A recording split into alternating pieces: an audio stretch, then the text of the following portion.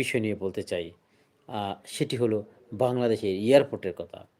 এয়ারপোর্টে বাংলাদেশীদের যে পরিণাম প্রবাসীদের লাগেজ কেটে অ্যা সরঞ্জামগুলো নিয়ে নেওয়া হয়, দামি, দামি মূল্যবান জিনিসগুলো এয়ারপোর্টে কিন্তু চুরি হয়ে যায়।